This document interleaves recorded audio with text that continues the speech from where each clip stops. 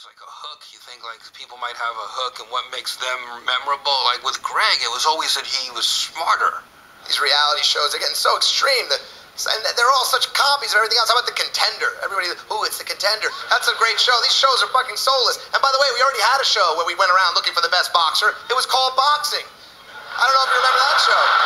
It was a really good show, Boxing. Yeah, there's too many comedians out there that are just smart. Well, go be a scientist. Smart and funny often means not that funny. And in Greg's case, he was really fucking funny. And he happened to be really smart. That whole thing of like whether somebody's smart or not smart, you know, I'm not trying to be a professor here. I'm trying to make people laugh. So that, and also the fact that that I have mommy issues, I think is what drives me.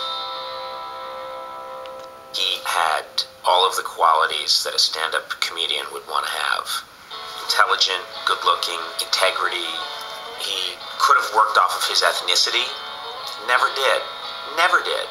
How dare you not take the shortcut and talk about your people for an hour every single night of your life? Most people find out that I'm Hispanic, they react the same way. Like, wow, man, you don't seem Hispanic. They say it like it's an enormous compliment. You don't seem Hispanic, seriously, you look good. Nice work.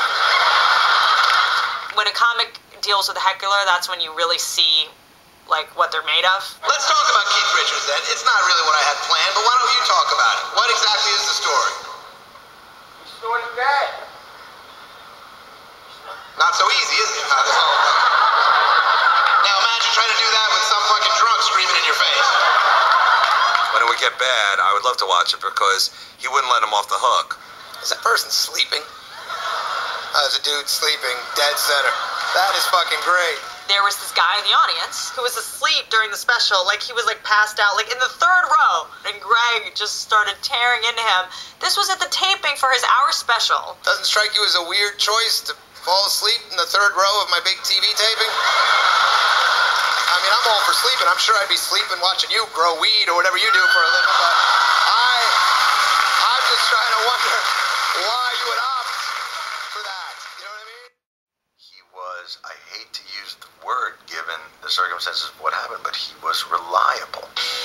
You know, watch him on Tough Crowd, man. Nobody came with more prepared stuff than he did. If you could choose to be gay, why wouldn't we all do it? Why would you put up with the hassles of trying to get a woman to have sex with you if you could just walk into the steam room at the Y? You knew you could rely on him.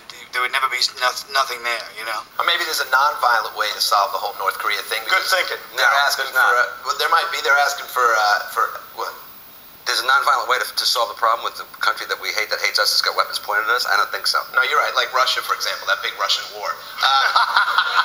There are things that With guys like Greg, if you showed up not prepared, you get your head handed to you. This guy writes so many jokes before the show, it's not even funny. It's unbelievable. He's got a pocket full of them. It's kind of what we do here, Dennis. A little comedy writing.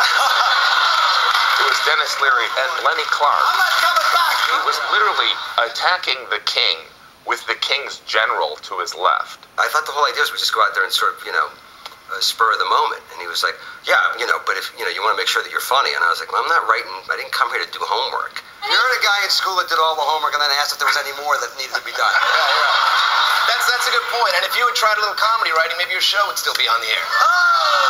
The only thing is, I'm just saying. It was like that great moment when two guys were about to fight where they just both look at each other and neither one's like, their eyes are just getting opener and wider, like, I thought they were just going to start fighting in the middle of the show. Meanwhile, the host, Colin Quinn, all he did was actually put his leg up on the table that was in between me and Greg.